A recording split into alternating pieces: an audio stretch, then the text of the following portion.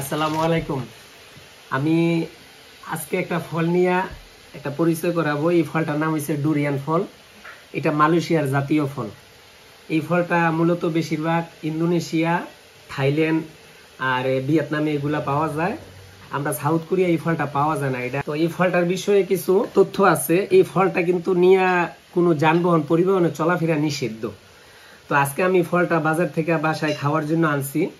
আসার রাস্তা হয়েছে বাসে, কিন্তু বাসে আসতে পারি না। এই ফলটা তীব্র গন্ধ, এই গন্ধের কারণে অনেক যাত্রী বিরক্ত হওয়ার কারণে এই যানবাহনে চলাফেরা নিষেধ। তাই আমি ব্যক্তিগতভাবে ট্যাক্সি নিয়ে এটা আসতে হয়েছে। আমার জানা মতে সিঙ্গাপুরে এমআরটিতে পরিবহনে বহন করার জন্য নিষিদ্ধ করা হয়েছে 1988 সালে। যদি কেউ এই নিয়মটা ভঙ্গ করে আইনগতভাবে সিঙ্গাপুরি $500 পর্যন্ত জরিমানা করতে পারে।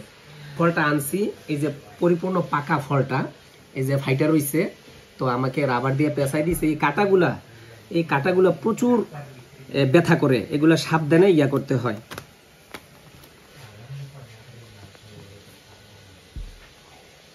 এটা ডুরিয়ান ফল, অনেক একটা দামি ফল, এক্সপেন্সিভ।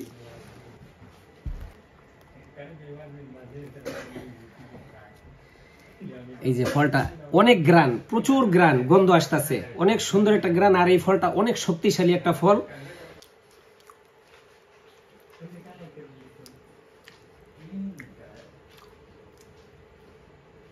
বিচিটা আমাদের দেশের কাঁঠালের বিচির মতোই।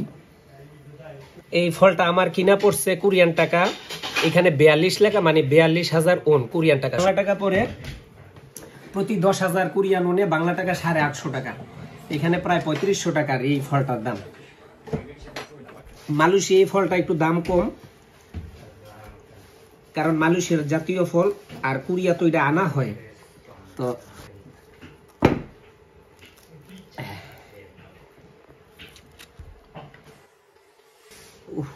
গাই লাগে।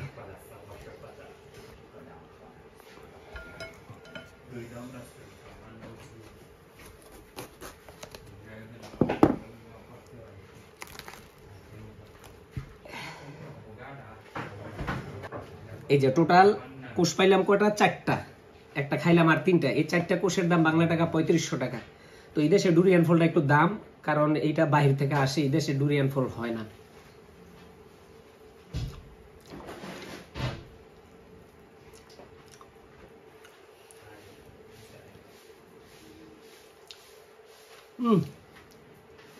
অনেক মজা। আমি মালয়েশিয়া অনেক খাইছি।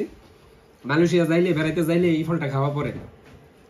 আর এই ফল বাসায় না খাওয়ার জন্য না, এটারে একমাত্র ফলের দোকানে, এই ফলটা খাওয়ার জন্য ফলের দোকানে বসার জায়গা রাখে, ওইখানে খাইটা দেয় ওরা, ওইখানেই খায় বেশিরভাগ এই ফলটা। ওকে, আল্লাহ হাফেজ। ফলটা অনেক ভালো লাগলো, আলহামদুলিল্লাহ।